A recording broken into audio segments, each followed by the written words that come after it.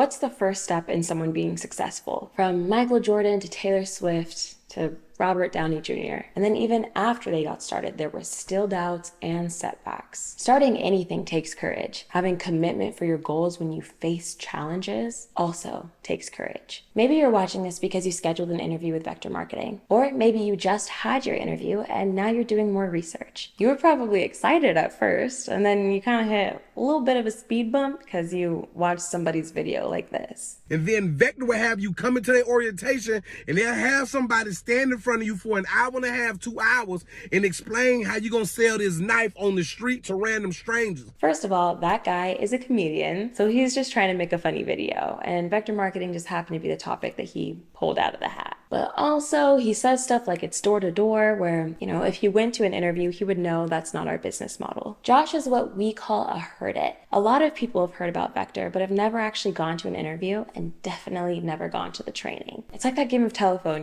where one person says something and then it just goes down the line and gets more and more incorrect. So if they aren't the people that you should be listening to, who are? Well, we call them tried-its. People that have actually tried working for Vector and can speak from experience versus assumptions and a bad game of telephone. Now, like I was saying earlier, even the greatest of greats had their doubts and their setbacks. But what were some of the reasons our own sales reps almost didn't try the position? Reason number one. One of the reasons I almost didn't try out sales with Vector was because I was worried about hitting quotas or having it fit around my schedule. AJ is a double major in psych and general business at Miami University, but he definitely has a bunch of free time on his hands to just waste away, I'm sure. No, he's busy. Not just with school, but extracurriculars and a social life and, all the things that every college student has. He's not alone in his worry of adding another thing to his schedule. And on top of that, having quotas to hit adds pressure and stress to do as well. But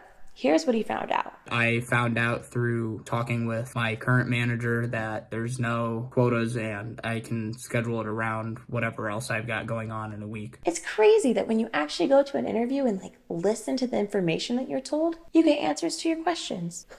Who knew? Not me. Reason number two. I almost didn't try sales out with Vector because I was going to go just back to the grocery store job I've been doing forever. I've been working for Safeway for a while before I picked up the job with Vector. I was just going to take the comfortable route and go back to that and then be like, whatever, I'll take my $300 paychecks every week and then just not really grow or anything and just hang out. It's so much easier to just do what you've always done. But if you do what you've always done, you'll get what you've always gotten, which in Caden's case is low pay and no growth or skills learned. So what was the thing that made Caden try out this position? I just chose sales because I was like, what's the harm in trying it out? If I don't like it, I can always quit. I figured, why not try it out? I had a week to spare in my winter break, so I sat down, did the training, and was like, let's see how I can do. And how did he do? Well, he sold $24,000 in his first 10 days. That's really good if you didn't catch on. And finally, reason number three. I do not like the idea of the sleazy car salesman. I hate that trope. I don't like the idea of scamming people. I'm very much for the underdog. So sales in general, not necessarily with Vector, but just sales in general is something that I kind of stayed away from just because of how it was always negatively perceived a lot of the times around me. And so it was just something I really wasn't interested in. But here we are.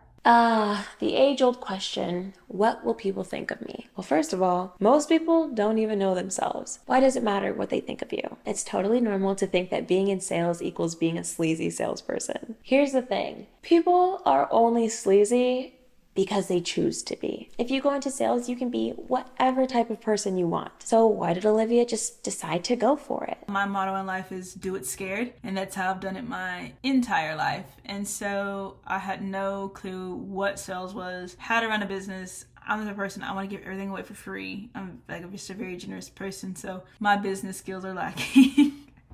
Making a profit does not hit at all in my head. I just honestly was like, yeah, let's just try it and see how well it goes. There will always be just as many reasons to try something as there will be to not try it. Our brain will automatically go to what it knows because that's where we're comfortable. But like Caden, if you do what you've always done, you'll get what you've always gotten. It might not even be a position with us, but whatever that thing is in your life, like Olivia said, do it scared, but do it with courage.